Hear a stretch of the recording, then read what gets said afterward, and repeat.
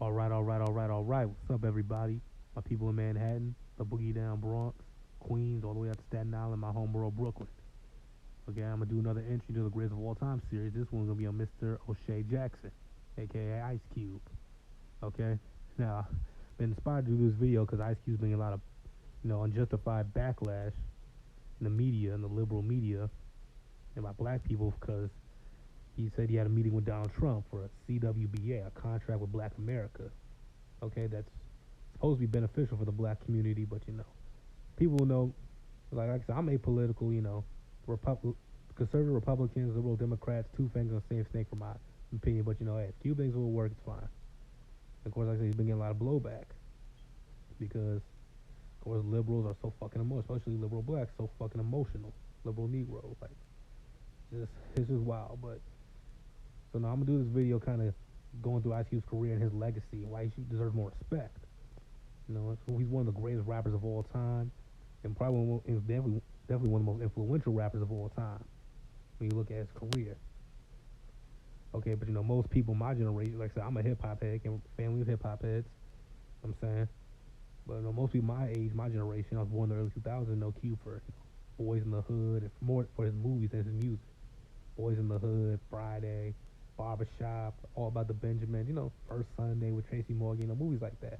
So I'm gonna go through Ice Cube. I'll touch on his movie career as well, but going through his music career first.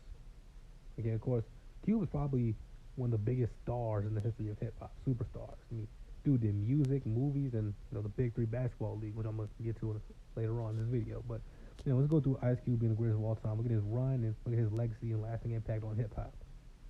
Okay, now this video is about Ice Cube, and I know I got the NWA pictures up. Of course, I went over that in the greatest of all time video on NWA. It's on my YouTube channel. Check it out. I'm gonna start Cube's run with just 1990 when he released Death Certificate, or excuse me, America's Most Wanted. Yeah, I don't really count as NWA, but like I said, NWA. Touch on them real quick. Invented gangster rap. Changed the sound of hip hop. They're unquestionably to me the greatest group of all time, and they set a lot of trends.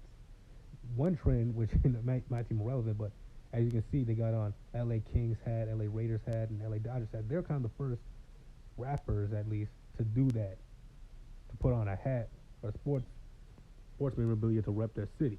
They did it with the LA Dodgers and Raiders and Kings, which of course Cube did a 30 for 30 on it called Straight Out of LA, where he went through the Raiders and how the Raiders influenced LA and gangster rap at that time.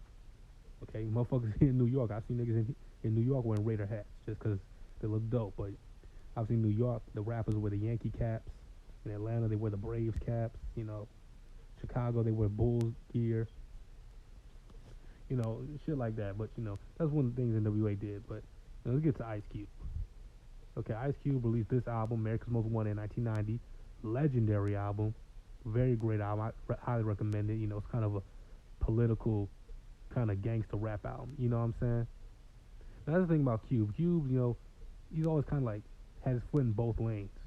Political rap and then gangster rap. One minute he's killing motherfuckers and beating niggas' asses, and next minute he's rapping about arrest the president and whatnot. But that's alright. The Cube made it work. Cube's probably the only rapper that's kind of made that work, or one of the main rappers that made that work. Okay, of course this had production by Public Enemy's producers. I think it's called the Bomb Squad. And I think who produced this album. You know what I'm saying? And this is, like I said, a legendary album. Highly recommended. The Nigga You Love to Hate and the title track, America's Most Wanted. I have those songs on my phone, along with many others. It's just a great album. Okay, again, America's Most Wanted. Okay, now this is a legendary movie, Boys in the Hood, which I also believe was released in 1990 or 91, one of them years. Okay, of course it jump started the careers of Mr. Morris Chestnut, Cuba Gooding Jr., and also Neil Long and Ice Cube's movie career. Of course, it had help from Lawrence Fishburne and Angela Bassett, who were already established in the movie industry at that time.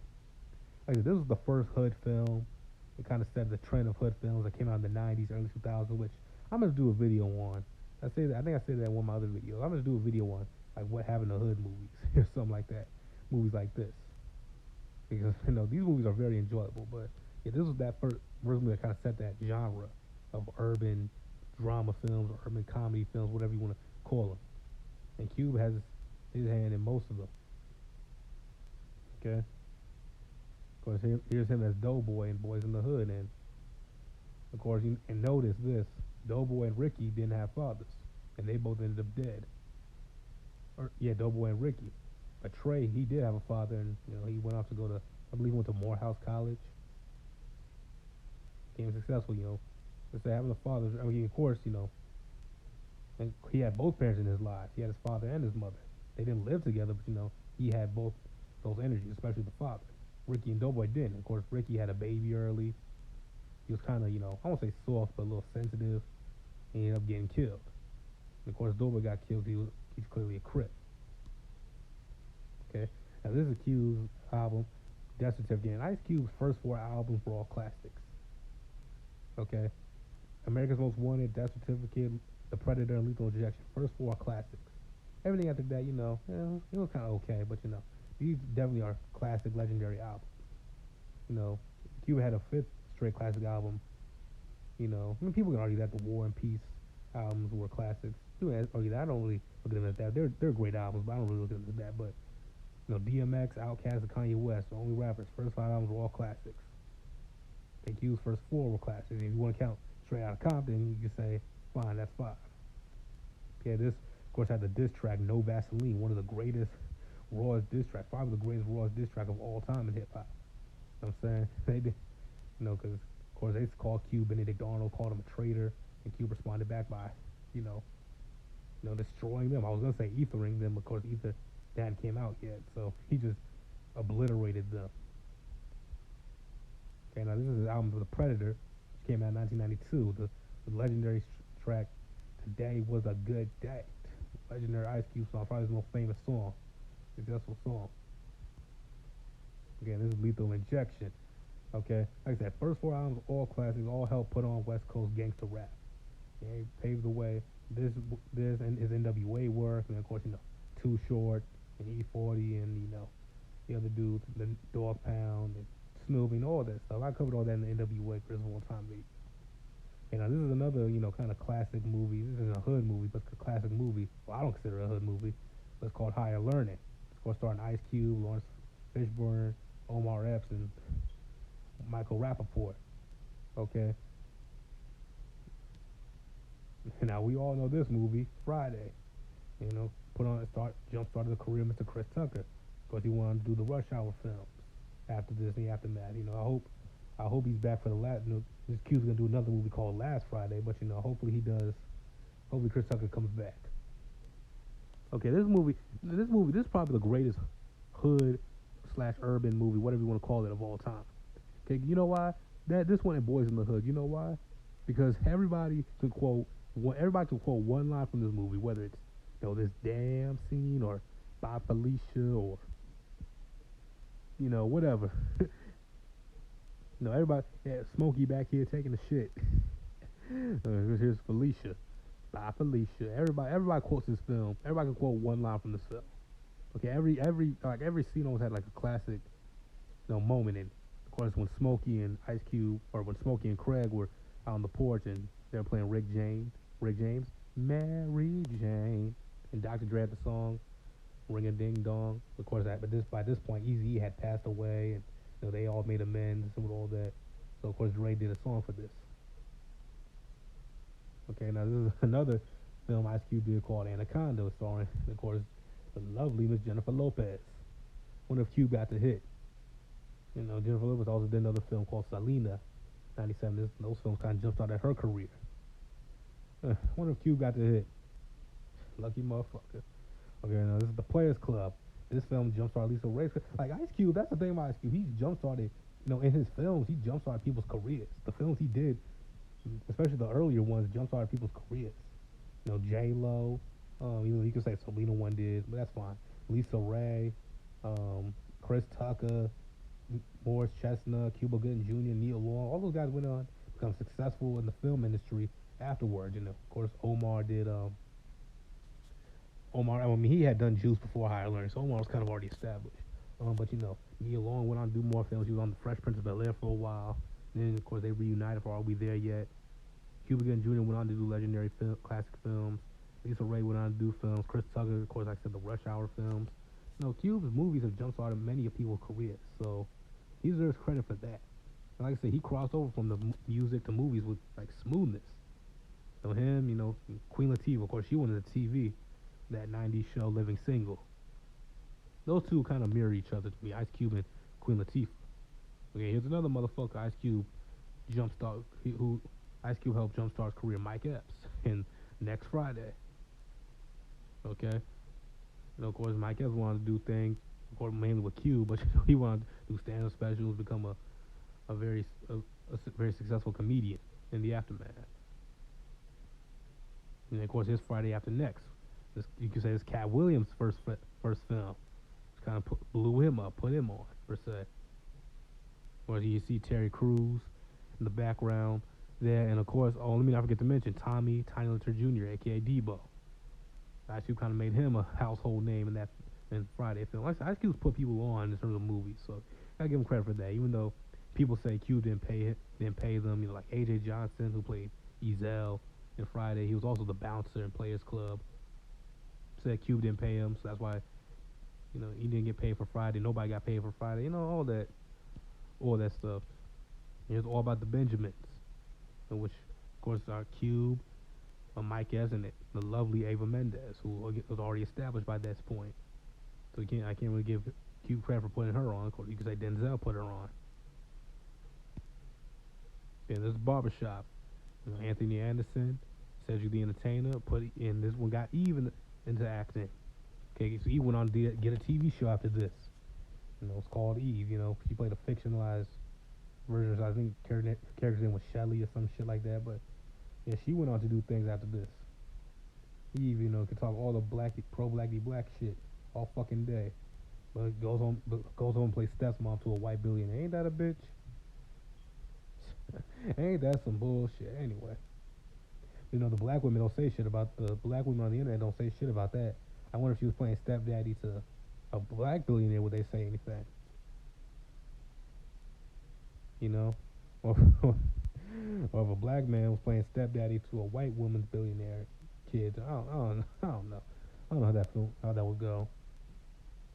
And there's another film Ice Cube did called Are We There Yet? Like I said, Ice Cube got legendary films, got legendary music, classic albums, classic movies. His style was unique. Righteous, political, hardcore. He paved the way for West Coast rappers like The Game and the political rappers like Killer Mike and all types of people like that. Even Cube even tried to take credit for paving the way for Eminem. But which he did. Of course, Eminem shouted out Cube and NWA before on Rap God, and he even said Ice Cube NWA paved the way for South Park, which I don't know how Matt Stone and Trey Parker feel about that, but that's what Cube said. That South Park, we don't know how South Park is. If you don't know what it is, I don't know what to tell you. It's been on for TV for 23 years. Okay, and this XXX State of the Union, which came out I believe in '05, if I'm not mistaken. I'm wrong. Correct me, but this came out in I believe this came out in '05. This first Sunday with Tracy Morgan, of course, Cat Williams as well. This is Ride Along. Of course, a Ride Along films Cube did with Kevin Hart, 1 and 2. I thought they were going to do a 3. I don't think they're going to do a 3. I think Cube's tired of doing acting. So, I can't really say that because he did a movie Crazy Ex Ross last year or earlier this year. So I don't know what's going on, but he did a movie Fist Fight, which came out in 2017, which was kind of wasn't his best film. That's all I'm gonna say. Kevin Hart's goofy looking ass with that 12 gauge. How the fuck this nigga hold a 12 gauge? Cube, what's wrong with you? Here's Ice Cube with Allen Iverson. He started the Big Three Basketball League, a 3-on-3 league, which helps for retired NBA players like Allen Iverson, who's not part of it no more, but he was. Steven Jackson, who I don't think is part of it no more. Who else was in it? Ron Artest, I think Lamar Odom was in it. Al Harrington. All these guys, the retired NBA players, were in it. Here's Ice Cube recently in an interview he did. I don't know who he did it with, but here's Ice Cube now ever since the whole Donald Trump CWBA things came out. But like I said, let's look back. Okay, that's Ice Cube. And let's look back on his legacy, man. He changed hip hop. He changed hip hop with Dr. Dre, Easy, Ren Yella, NWA. Put the West Coast on the map. helped carry the torch in the early '90s. He put on movie stars Cuba Gooding Jr., Nia Long, um, Chris Tucker, Lisa Ray, uh, Morris Chestnut, Mike Epps, Cat Williams. He gave them all their first big movie roles. Four legendary, influential classic albums and influenced many artists come after him, such as Killer Mike and The Game. Those are the two main ones that stick out to me. Ice Cube, or excuse me, The Game. Shouted out Ice Cube on his LAX album on a song called Game Spain.